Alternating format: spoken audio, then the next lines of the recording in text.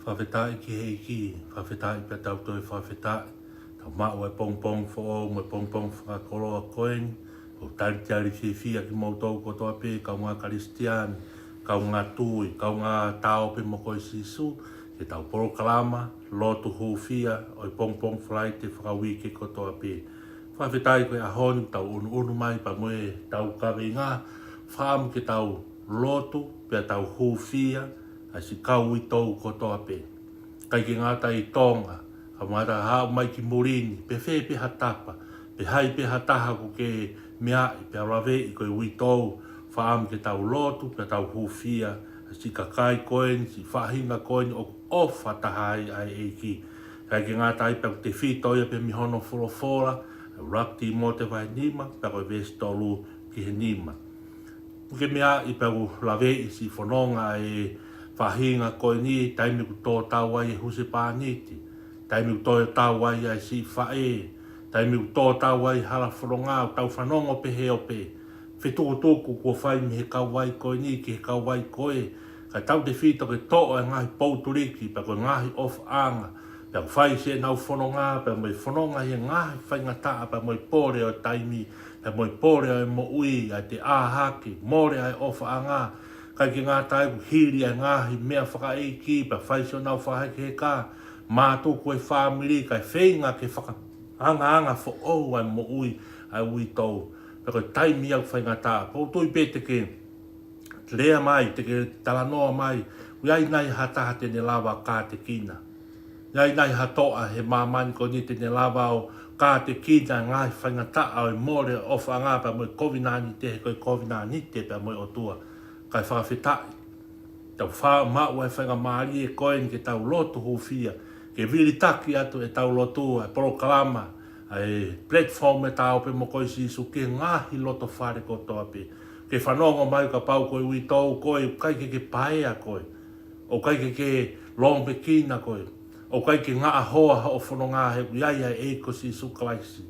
Mau i heni he pongpong ke tau whewhaka loto lahi aki, ke taha kotoa pe, ke tau Lotu whaat, a wheitu ke mea mai miai, whainga maari e ke tūsi hifo ke tau Lotu, pa tau Huufia, ai kau Uitou kotoa pe, iho mou whanua, iho mou kolo, iho mou siasi, iho mou whamiri, tau o hake kotoa e ki he Lotu.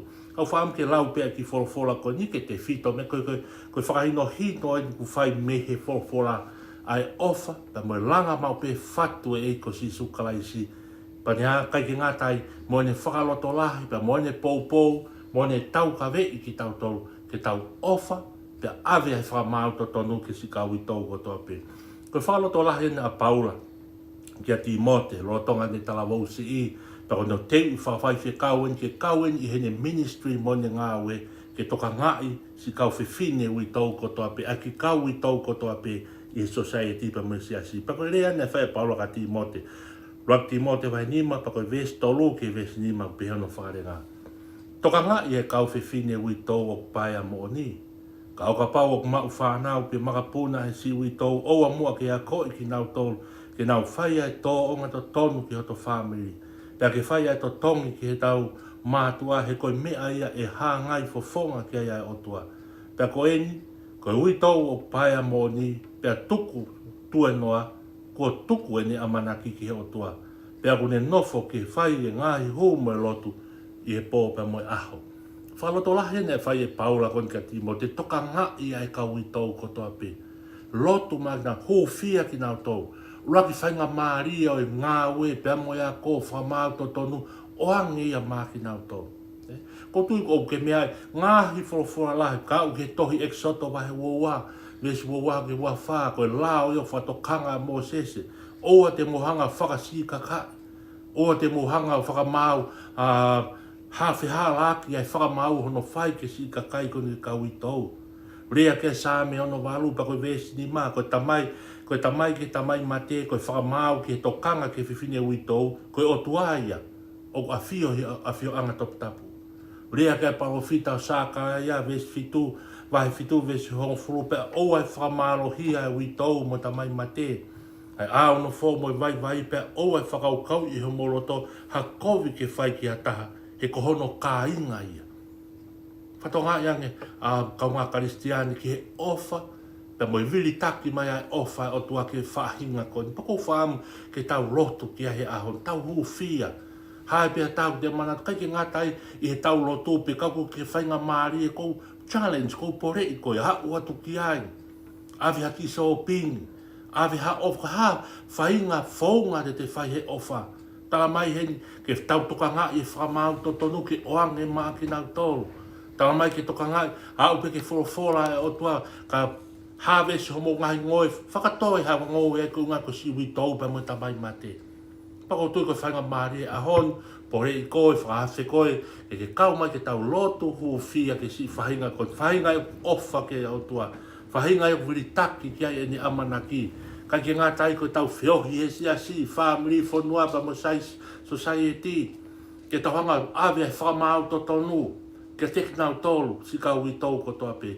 Kai ke ko pore ai whataha pe mo koe ke whanonga mai, me heo pe, koe Uitou koe, o koe whawhetai ki heiki, whanonga pe ho mo ui, loto lahi pe ho whanonga, kai ke tue noa koe, kai ke tue noa koe mo whanonga pe mo koe Sisu kalaisi, neongo i whakaanganga fo o si o mo ui, ai more ho o whaanga, pe antaa mo i more hataha ho o fua ho mana wā ho o whanau, whanonga pe koe ke whanonga mo koe Sisu kalaisi, ave ki he eki, tene a au hono mama wha, kai o a hono maa whata tau peka si o tau whangatangata. Moi o whalahi at te moutou kotoa pisi ka Uitou, whaamu ke tau mau e whangamari ke tau lotu kotoa, tau Kaveinga tāpe, tau Lotu Huufia si ka whaahingani, e koe ofa anga ia e o tua. Ke tau lotu, pe tari mai tau lotu.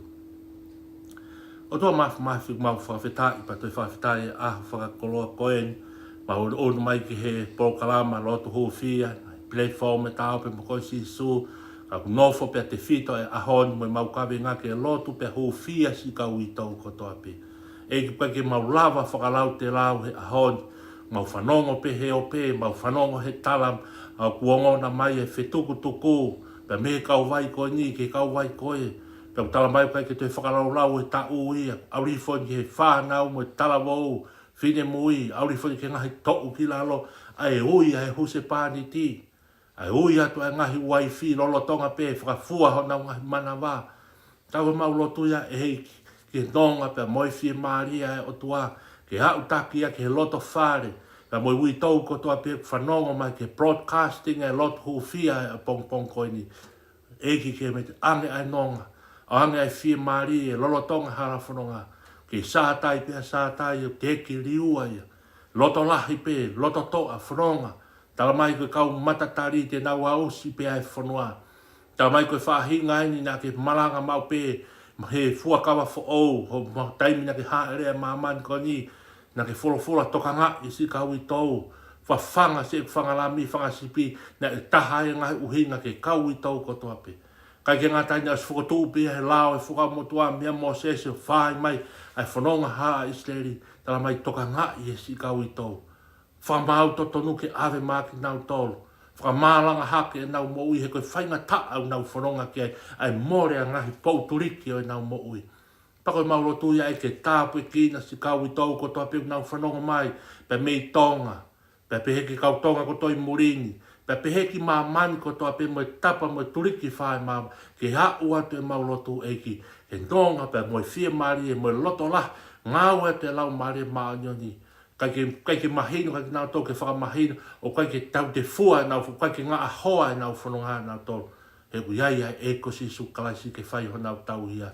Tāpe kina se nau ngahi visone, tāpe kina e nau ngahi amanaki ke he nau whanau, mai whamoko puna, tāpe kina se nau mea whakapaanga, se nau mea kotoa pia whakaamu kia e nau loto.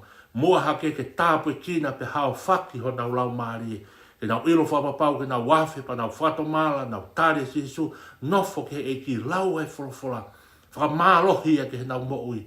E hoko atu ke auhi e nau whanonga. Whakakakato e nau misiona a i he mamani koni ke tauhi e whanau. Tauhi e whakamokopuna. Ai ho nau ka hau ke hoko ki nau toka hip mātua ki whiri. E koe maulotu ia, tāpe kina whakataha me Polokalama Lotu Huufia, tāpe mo koe Sisu Fakauike, tāpe kina whakataha ki nau tolu, mau kau whakataha i Lotu Huufia a koe ni. tāpu kina whakataha si kau I tau kotoa pe. O hake kotoa e talon whei lau lau. O hatu ke talon e krese a whiona. Iai e nonga pa moi fie maari e tāpu kina se nau mo ipe hoko atu e nau whoronga.